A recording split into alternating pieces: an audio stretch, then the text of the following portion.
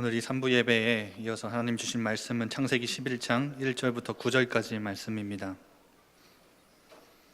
창세기 11장 1절부터 9절까지 말씀 제가 봉독해 드리겠습니다. 온 땅의 언어가 하나요 말이 하나였더라.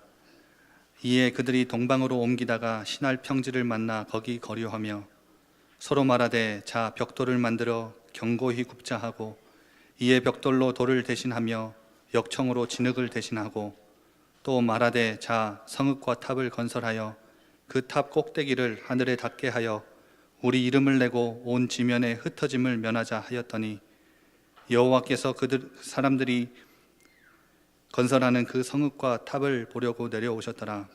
여호와께서 이르시되 이 무리가 한 족속이요 언어도 하나이므로 이같이 시작하였으니 이후로는 그 하고자 하는 일을 막을 수 없으리로다. 자 우리가 내려가서 거기서 그들의 언어를 혼잡하게 하여 그들이 서로 알아듣지 못하게 하자 하시고 여호와께서 거기서 그들을 온 지면에 흩으셨으므로 그들이 그 도시를 건설하기를 그쳤더라. 그러므로 그 이름을 바벨이라 하니 이는 여호와께서 거기서 온 땅의 언어를 혼잡하게 하셨음이니라. 여호와께서 거기서 그들을 온 지면에 흩으셨더라. 아멘. 이 시간 자랑 성공이라는 제목으로 나영아 목사님 말씀 주시겠습니다. 보니까 1부, 2부 예배 때들 많이 본 얼굴 같네요. 그래서 1부, 2부 때 이제 서론으로 말씀했던 것은 생략하고 오늘 이제 바벨탑에 대해서 11장 가지고 말씀만 드리도록 하겠습니다. 여러분들이 지금 이 창세기 11장에 오면은 인류의 죄가 절정에 달하는 걸 볼 수 절정에 달합니다. 절정에. 그래서 이제는 하나님이 흩으심을 볼 수 있는데 창세기 4장에서는 가인이 동생 아벨을 쳐 죽이는 사건이면서 동시에 그 가인이 자기 아들의 이름으로 성읍을 쌓고 또 안일한 삶을 살아가는 것이 특징입니다. 그렇게 해서 죄가 조금 번성되었다 하면 창세기 6장에서는 이제 이후에부터 말씀드렸듯이 에녹과 노아 시대, 그 시대는 원망, 불평, 그리고 폭력, 정욕, 또 돈을 사랑하는 이런 것들이 이제 더 많이 번성하고 네피림 시대, 그래서 어떻게 보면은 이제 조폭들, 깡패들의 시대가 되었습니다. 그러면 여러분 창세기 11장은 어떤 점에서 죄가 절정에 이르는가 하면은요, 네피림은 조폭이라고 한다면 이 네피림 중에 네피림이 누구냐 하면 여러분들이 10장 8절에 나오는 니므롯이라는 사람이 있어요.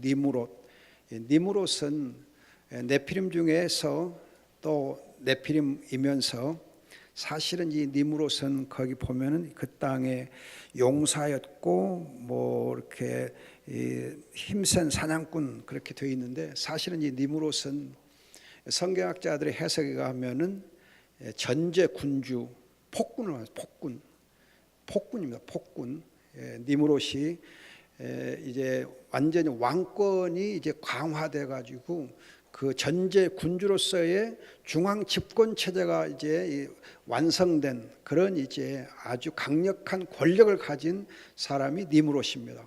이 니므롯이 이제 신할 평야에서 바벨탑을 쌓고 또 큰 성읍을 짓습니다. 그래서 여러분들 10장 12절 보면은 거기 건축을 이제 크게 하고 큰 성읍이었다. 그래요. 큰 성읍을 건축합니다.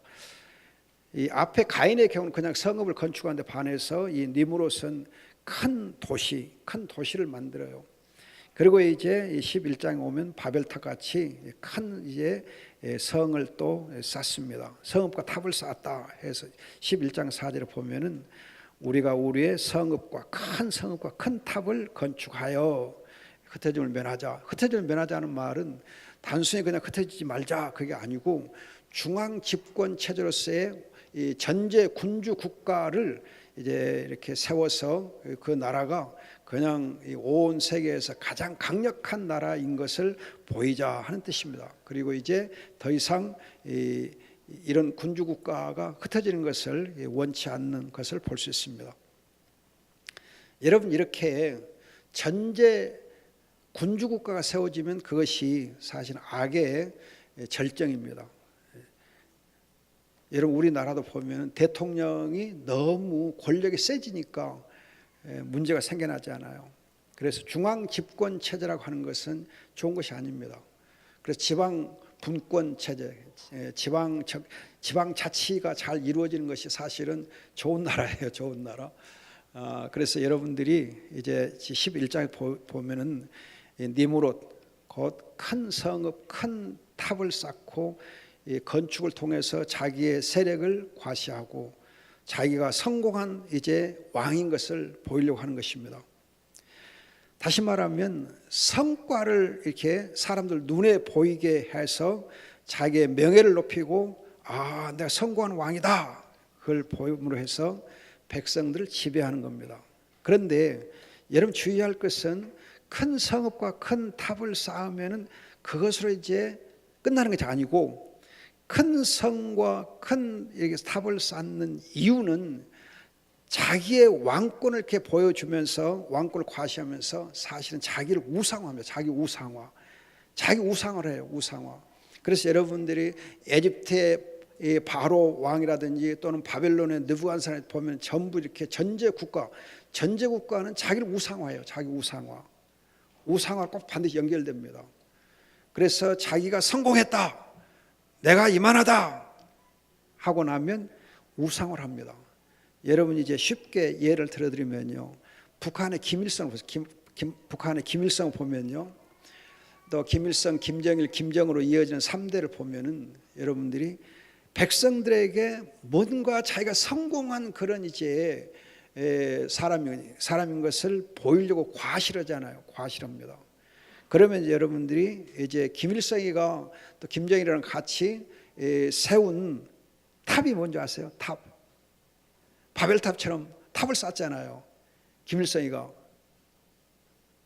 주체사상탑. 주체사상탑이 몇 미터인 줄 아세요? 높이가. 제가 이 북한에 탈북한 학생한테 물어보니까 416m가 된다고 하더라고요. 어마어마하게 높아요. 탑을 엄청 높이 쌓았습니다. 그리고 이제 북한의 여러분 가장 대표적인 그 건축물이 뭔지 아세요? 평양에 있는 대표적인 건축물. 김일성이가 내가 이 정도다, 자기 힘을 과시해서 세운 건축한 건물이 있습니다. 류경 호텔, 103층인가 되는 류경 호텔이 있어요. 그걸 처음에 짓다가 엘리베이터를 못 설치해서 중간에 못 짓고 지금 와서 조금 다시 지었는 것 같은 건 모르겠는데, 제가 90년대 평양 갔을 때는 그 건물 못 보게 해요. 왜냐하면 흉물처럼 되어 있기 때문에 못 보겠거든요. 근데 그 100몇 층 되는 그 류경 호텔을 지음으로 해서 김일성이 자기의 이 권세를 과시하려고 했어요. 여러분, 왜 김일성 부자들이 주체사상 탑을 그렇게 높이 세우고 또 이제 류경 호텔이라고 하는 105층짜리 이렇게 건물을 짓고, 요즘 와서는 또 이제 뭐 로켓을 쏘고 뭐 하고 아주 자기들이 대단한 것을 이렇게 보이려고 애를 쓰는데, 그게 뭡니까? 김일성 부자에게로 권력이 집중되게 하잖아요. 한 사람 권력이 집중돼요. 철저하게 전제 군주 국가거든요. 그러면서 그렇게 탑을 쌓고 큰 건물을 지어서 자기가 성공한 이제 사람인 것을 보임으로 해서 자기를 우상화하잖아요. 그렇죠? 우상화하잖아요. 철저하게 자기를 우상화해요. 그래서 여러분 지금 이 김일성, 김정일 그 동상이 지금 이 북한 땅에 얼마나 많이 세워졌느냐. 말도 못하게 많이 세워졌거든. 몇만 개가 세워졌거든. 몇만 개. 어마어마하게 막 동상도 세워졌거든요. 철저한 우상화예요. 그 우상화 때문에 북한이 망하고 있는 거거든요. 철저하게 그 우상화가 북한을 황폐하게 만들고 있는 걸 볼 수 있습니다. 무서운 겁니다. 굉장히 무서운 거예요. 주체사상, 그것은 우상 숭배의 핵심이에요. 바벨탑 하면은 여러분 김일성 생각하면 쉬워요. 예? 자기의 성공을 과시하고 자기의 권력을 과시하고 결국은 자기를 우상화하려고 하는 것이 그 목적이 우상화하는 거. 그래서 여러분들이 바벨탑 사건에서 뭘 볼 수 있느냐 하면은 우상숭배 죄가 극성을 이루는 우상숭배죄예요.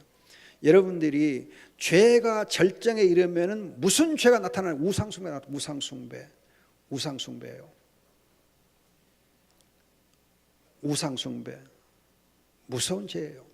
여러분 로마서 1장에 보시면 18절 이하에서 불경건과 불의를 이야기하면서 불경건 불의가 결국 우상숭배로 나타나 우상숭배로 하나님을 알되 하나님께 감사와 영광을 돌리지 않는 그 불경건 죄는 불이 곧 폭력으로 연결되고 그 정욕과 폭력 이런 것들이 결국 우상숭배를 가져와요. 우상숭배를. 그래서 여러분 로마서 1장 18절 이하에 세 단어로 죄가 정의돼요. 불경건, 불의, 우상숭배. 그 죄가 무서운 겁니다. 우상숭배가. 여러분들이 뉴에이지 운동에 대해서 이제 얘기를 들으시는데 뉴에이지 운동이 다른 게 아니에요. 우리 인간을 우상하는 거. 여러분 요가를 하고 초월 명상 그렇게 명상을 하고 하는 이 모든 것들은 자기 우상, 인간의 자기 우상화예요. 여러분 뉴에이지라고 하는 그 단어가 뭐냐면은 새 시대인데 그러면 올드 에이지가 뭘 올드 에이지라고 그러냐면 하나님의 은혜의 시대, 하나님의 은혜의 시대를 두고 올드 에이지, 구시대라고 그래요. 은혜 시대. 그래서 여러분 뉴에이지는 그 사상에 의하면은 지구의 역사가 2000년 주기로 움직인다고 보는 2000년 주기로 움직인다고 보는 거예요. 그래서 아브라함에서 그리스도까지 2000년 동안은 법이 주장하는 시대였고 예수님으로부터 지금 2000년까지는 은혜가 주장하는 시대였고 이제 지금 2000년부터 앞으로 2000년은 인간의 기가 주도하는 시대입니다. 인간의 기가 주도하는 시대. 하나님의 은혜를 배제하고 인간의 기가 이제는 이 모든 역사를 움직인다. 그래서 기운동 하는 거예요. 기운동과 관련해서 요가를 하고 초월명상 하는 거거든요. 그런데 여러분들이 하나 주의하셔야 됩니다. 우리 크리스찬 중에서 굉장히 많은 사람들이 요가를 좋아해요. 그리고 기운동하고 그러거든요. 정신 나간 거죠. 할 걸 해야지. 여러분 하나님을 부정하고 은혜를 부정하는 그 운동을 왜 해요? 여러분 하나님을 부정하고 은혜를 부정하는 그 운동을 왜 해야 되냐고 우리가. 다른 거 하면 되잖아요. 다른 운동 얼마든지 많은데. 할 것도 없으면 등산이라서 등산. 할머니들 등산하세요. 등산 얼마나 좋은데. 등산처럼 좋은 거 없는데. 왜 여러분 요가하고 기운동 하냐고요. 그건 뉴에이지예요. 뉴에이지. 하나님은 없다고 하나님을 대적하는 그 사상이 뉴에이지잖아요. 그 뉴에이지가 벌리고 있는 운동들이 요가, 기운동이거든요. 그런데 크리스찬들이 그걸 하고 있어요. 크리스찬들이 속 터져요. 정말 악한 것은 우리가 악한 줄 모르고 하고 있어요. 좀 나쁘게 말하면 정신 나간 거죠. 하나님 볼 때 정말 하나님이 속 터진다 그러실 거예요. 나를 배반하고 나를 대적하고 나 없다 그렇게 주장하는 그놈들의 운동을 왜 따라서냐. 내 사랑하는 자녀들아 왜 그러냐. 정신없이. 내 속 터진다 그럴 거 아니에요.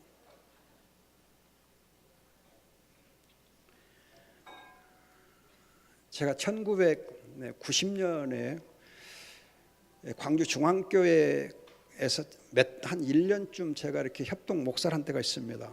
그때 90년 안팎에서 91년 해서 뉴에이지는 정말 반하나님적인 그런 악한 것이요 하고 얘기하면서 그 뉴에이지를 아십니까? 제가 특강을 해준 일이 있어서 특강을 해주면서 뉴에이지가 바로 요가, 기운동, 초월명상 그런 거다 얘기해줬거든요. 그랬더니 어떤 권사님이 나 목사님 얼마나 똑똑해요. 정색으로 내가 지금 이 요가 관장이고 뭐고 하고 하는데 나 생업을 이렇게 목을 졸리면 어떡해요. 나 굶어 죽을 일 있어요 하고 막 화를 내시더라고요. 아무리 여러분 우리가 생업을 해야 되지만 하나님 기뻐하지 않는 건 안 하는 것이 좋지요. 생업을 바꾸셔야죠. 아무튼 여러분들이 지금 보면은 김일성 부자들을 보면서 성공지상주의, 성과지상주의 그러면서 자기의 업적을 내세우고 자기의 권력을 강화시키고 그 우상숭배를 해요. 하나님을 대적해요. 이것이 지금 죄의 절정이에요. 이 시대가 지금 죄의 절정을 가요. 여러분 미국의 트럼프도 보세요.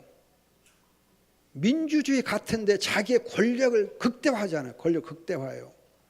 요즘 뭐 하는 거 보면은 그냥 뭐 유럽하고 뭐 기후 뭐 협정, 파리 기후 협정도 나는 하기 싫다 하고 그러고는 딱 그렇게 거부해 버리고 자기 혼자 지금 독주하겠다는 거, 자기의 권력을 너무 이렇게 과시하고 그냥 미국 제1주의 뭐 말은 좋지요. 자기 국가를 생각하는 거 좋지요. 그러나 그것 때문에 국제 질서를 무너뜨리거나 또는 이렇게 서로 함께 더불어 사는 삶을 깨는 것은 바람직 안 하지요. 저는 정치를 잘 모르기 때문에 아무튼 보기에 좀 안 좋은 것 같아요. 우리 권력을 집중시키고 내 권력 극대화시키면서 나를 우상화시키는 것이 바로 죄의 절정이에요. 절대 우상화하면 안 됩니다. 그러면 여러분 이제 하나님께서 이 죄에 대해서 어떻게 하나님 벌하시는가? 온 지면에 흩으신다. 그리고 온 지면 흩어버리십니다. 그럼 온 지면 흩었단 말이 무슨 말인가? 11장 9절에 온 지면 흩으셨다는데 권력의 붕괴, 권력의 붕괴입니다. 우상의 붕괴, 성공신화의 붕괴를 가져와요. 붕괴. 무섭게 붕괴를 시킵니다. 붕괴시켜요. 권력의 붕괴, 우상의 붕괴, 그리고 성공신화를 붕괴시키는 것으로 하나님께서 매를 때리십니다. 여러분들이 우리 한자 말에 이런 말이 있어요. 무슨 말이냐면은 만세지쇠, 권세가 차고 넘치면은 꺾여서 쇠해진다. 만세, 그 충만할 때 만, 세 권세할 때 세, 지쇠, 쇠는 쇠약할 때 쇠자. 그래서 만세지쇠, 권세가 차고 넘치면은 너무 권세가 이렇게 차고 넘치면 도에 지나면은 그 권세가 꺾여서 쇠퇴한다. 만복지화, 복이 차고 넘치면은 지화가 돼요. 화가 돼요. 만복지화. 복자고 화자가 비슷해요. 그렇죠? 한자로 비슷합니다. 여러분 정말 이 복이 좋은 것 같은데 지나치게 넘치면은 화가 돼요. 화가 됩니다. 여러분 그 이번 우리 기도수첩 보시면 6월달 기도수첩 보면은 김태구 장로님이라는 분이 쓰시는 르호봇의 경제란 그 글이 제 뒤편에 가면 있어요. 뒤편에 그거 꼭 읽어보세요. 경제를 아시고 싶으면 그 책을 그 글을 꼭 읽어보세요. 거기 보면은 부와 복을 비교를 해 놓고 있습니다. 부하고 복을 비교해 놓고 이렇게 나름대로 이렇게 설명 잘 하고 계시는데 이번 글에 보면 무슨 내용이 적혀 있냐면은 인간적으로 좋게 보이는 것이 하나님의 위대한 것에 대한 걸림돌이 될 수 있다. 그럼 글을 써놓은 거 있어요.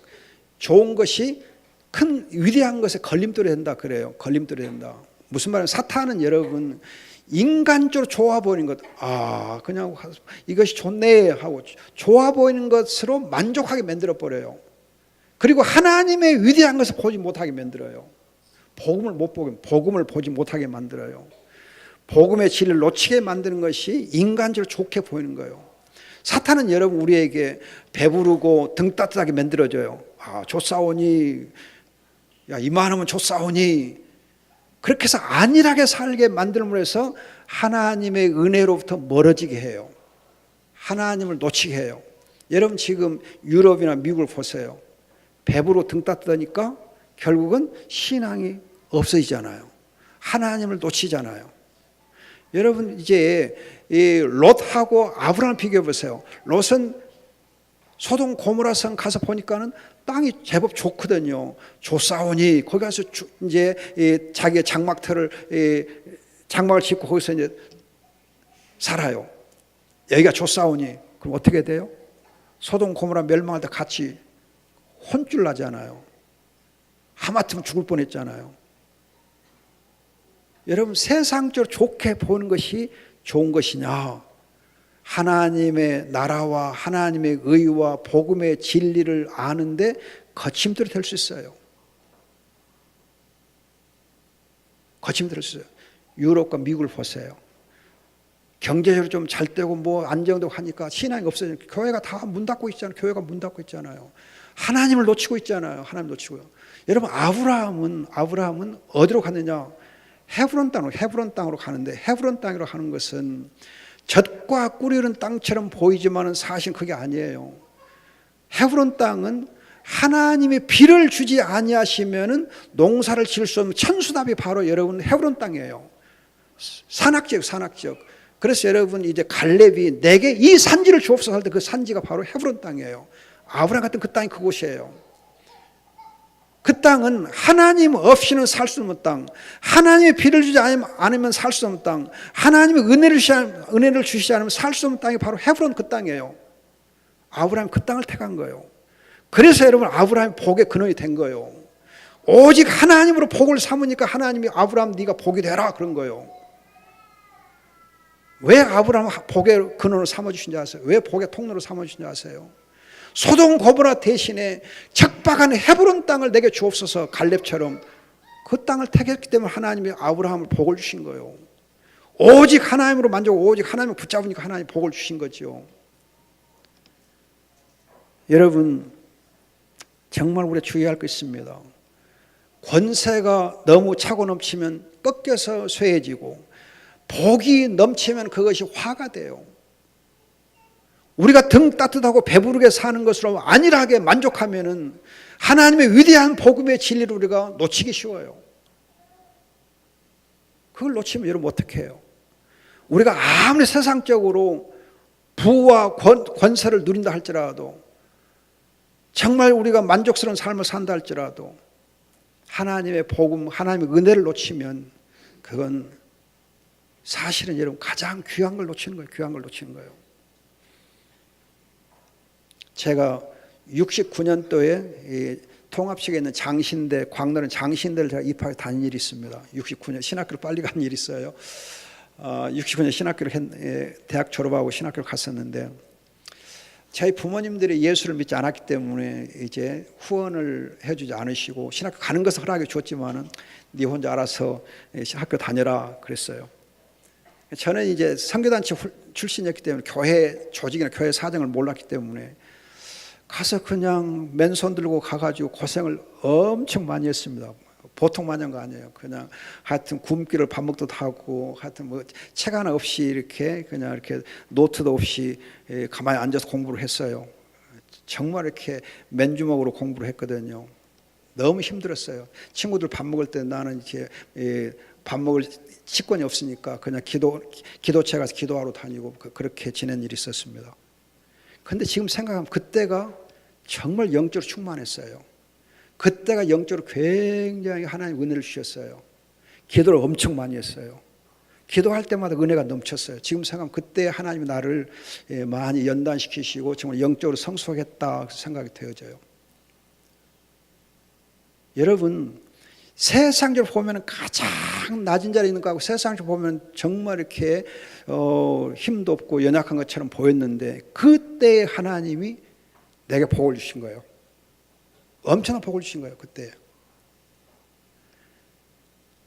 물론 저는 이제 일단 그때 너무 힘들어서 학교를 휴학한 일이 있습니다. 너무 힘들어 휴학하고, 그리고 선교단체가 좀 활동 좀 하다 군대를 나중에 군대 나이 먹어서 가고 그랬는데, 그때 하나님 복을 주셔서 아마 지금 이제 이렇게 하나님 인도해 주시지 않는가, 오늘의 내가 있게 되지 않는가 생각을 해요. 저는 아무 배경이 없는 사람이에요. 인간의 배경이 아무것도 없어요.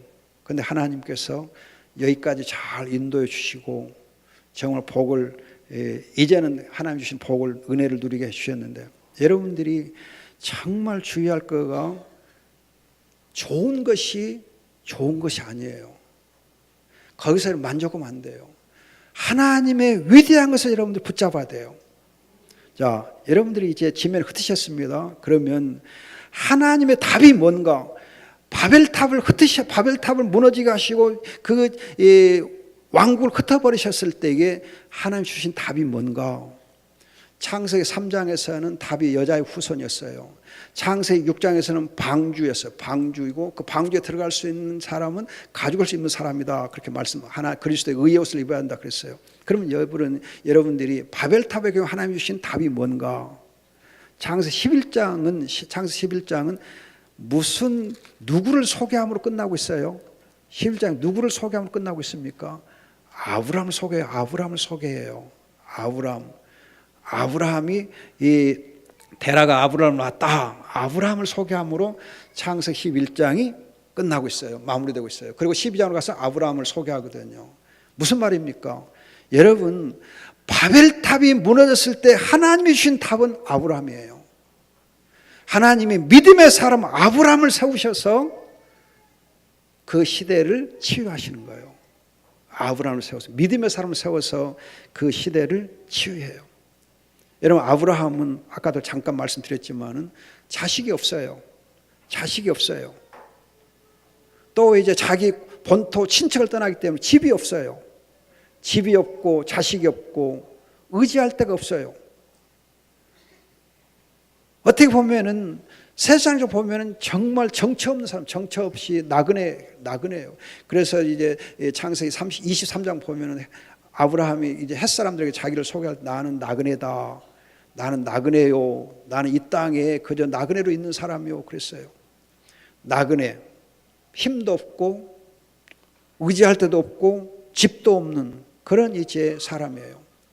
그 아브라함을 하나님이 믿음의 사람으로 세워서 바벨탑의 그 하나님의 이 재앙을 하나님께서 수습하시고 해결을 주셔요. 답을 주시는 거예요. 답을. 아브라함이 답이에요. 바벨탑을 무너지고 하고 나서 하나님 주신 답이 바로 아브라함이에요. 여러분 중에서 이제 처음으로 자기 가문에서 예수를 믿고 이제 아브라함처럼 믿음의 조상이 되신 분들이 계실 거예요. 얼마나 여러분 정말 내가 내 가문에 믿음의 조상으로 세워주신 것에 대해서 생각하면 얼마나 감사한 일이에요. 저는 저희 집안에서 6대 종손이에요. 그렇기 때문에 아버지가 예수 믿는 것을 정말 반대했어요. 또 이제 반대하신 이유 중에 하나는 제가 계림동에 광주고등학교를 졸업했는데 광주가 13회입니다. 13회인데 졸업할 때 우등생으로 졸업했어요. 문과반 1등으로 졸업했어요. 그러면 광주고등학교 그 당시에 생각하면 이제 얼마나 대단한 학교였어요. 거기서 1등으로 졸업했으니까 얼마나 대단해. 촌놈이. 고향은 나주인데 나주 다시 촌놈인데. 그러니까 아버지가 야 이놈 법대 보내놓으면 뭐 되겠다 하고 전남대 법대를 보냈거든요. 하라고 뭐 좀 해보라고. 근데 제가 마음을 바꿔가지고 목사 되려고 마음을 먹으니까 아버지가 얼마나 화가 나겠어요. 이 나쁜 놈 하고 저를 얼마나 핍박했다고요. 그래서 신학교 갔을 때 이게 후원도 안 해주고 너 굶어 죽어라 그렇게 내 팽개쳤거든요. 그런데 그때 제가 믿음으로 아브라함처럼 하나님을 붙잡았을 때에 하나님 복을 주신 거예요. 그래서 이 무너지는 제 가정을 하나님 이렇게 세워주시고 지금은 이제 저희 집안의 거의 대부분이 예수 믿고 권사, 장로 뭐 이렇게 다 믿음이 다 이제 좋아졌거든요. 다 믿음의 가문 이루었거든요. 여러분 하나님께서는 가장 가난한 상태에 있을 때 세워서 복을 주시고 은혜를 주세요. 그게 하나님 답이에요. 하나님 답이에요. 여러분 우리가 믿음의 조상 아브라함처럼 되려고 할 때에 정말 이 바벨탑의 역사를 하나님이 청산하시고 새로운 하나님 나라를 이루시고자 할 때에 아브라함을 세워서 그 하나님 나라를 다시 세우시는 겁니다. 여러분들이 아브라함이 누렸던 그 복을 누리셔야 됩니다. 그 복을 누리면 세상에 가장 행복한 사람이 될 수 있어요. 여러분 저는 정말 행복한 사람입니다. 왜? 아브라함처럼 제 가문의 믿음의 조상이 됐거든요. 더 이상 행복할 거 없어요. 정말 행복해요. 제가 목사가 되려고 했던 이유 중에 하나가 제 가문을 이제 예수 믿게 하고 가문을 복음화 하는데 제 이제 이 목적이 있었어요. 다른 거 목적 없었어요. 저여 우리 부모님들 예수 믿게 하시고 우리 가족들 예수 믿게 하는 길이 내가 열게 하옵소서. 그거 기도 제목이었어요. 다른 거 없었어요. 부모님만 예수 믿는다면 그것을 저는 만족하겠다 그랬어요. 네, 어머니는 권사로 권사 직분 가지시고 이제 소천하시고 아버지도 세례받고 소천하시고 동생들은 다 지금 예수 믿고 얼마나 좋은지 몰라요. 그런데 그것을 하나님 끝내지 아니하시고 저를 하나님이 이제 뭐 교수도 되게 하고 총장도 되게 하고 지금은 이제 석자교수 되게 하시고 또 이제 저는 참 글도 쓸 줄 모르는 사람인데 여러분들에게 이렇게 책도 소개했습니다만 제가 쓴 책이 30권이에요. 제가 번역한 책이 25권이에요. 그럼 얼마예요? 55권이 넘어요. 번역하고 쓴 책들이. 하나님 그렇게 복을 주셨어요. 여러분 복의 근원이 되면 엄청난 복을 주세요. 여러분들이 세상적인 것을 만족하지 마세요. 하나님으로 만족하세요. 그럼 하나님이 여러분과 여러분의 후손들의 복을 주십니다. 제가 우리 박유성 목사님 보니까 자녀들을 하나님 다 복을 주셨더라고요. 목사의 자녀들은 하나님 복을 주세요. 여러분 제가 이제 여러분들이 기왕에 말이 나서 제가 말씀드렸는데 제 아들 딸이 아들은 지금 부산대학교에서 교수를 하고 있는데 며느리랑 같이 하버드에 가서 연수를 했고 1년 연수했고 제 딸과 사이는 하버드에서 근무를 했어요. 네 놈 다 하버드에서 다 근무도 하고 연구도 하고 그랬어요. 어떻게 여러분 아들 딸 사이 며느리까지 전부 하버드에서 학겠어요? 하나님의 복이지요. 정말 하나님의 복이에요. 하버드에서 근무하고 하버드에서 연수하고 내 놈들이 다 그렇게 했거든요. 내 다 자녀들이 하버드에서 근무하고 하버드에서 연구하고 할 정도면은 제 자식 농사 잘했잖아요. 하나님 복을 주신 거잖아요. 여러분들이 정말 바벨탑 쌓지 마세요. 바벨탑으로 만족하지 마세요. 좋아하지 마세요.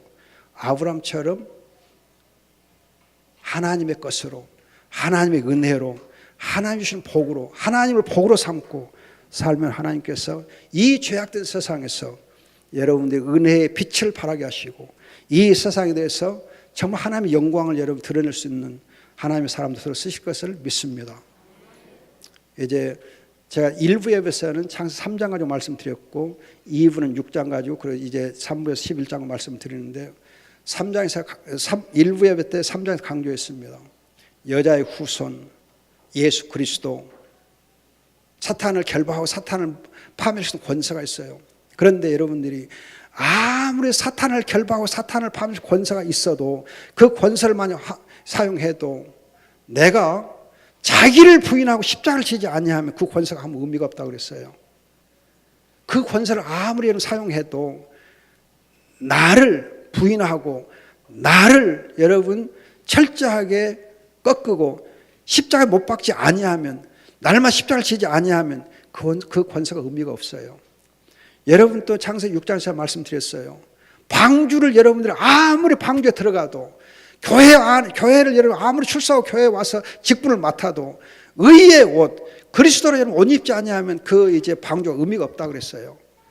교회 들어와도 여러분 교회 출석을 하고 교회 다녀도 그리스도의 의의 옷을 입지 아니하면 성령으로 거듭나지 아니하면 소용없어요.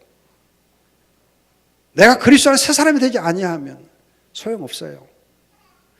그런데 오늘 이제 바벨탑 경우 보면은 여러분 이제 우리가 아무리 세상적으로 배부르고 세상적으로 등 따뜻하고 세상적으로 많은 걸 가졌어도 하나님으로 만족하지 아니하면 하나님을 복으로 삼지 아니하면 하나님이 나의 모든 것이다. 예수님이 나의 모든 것이다.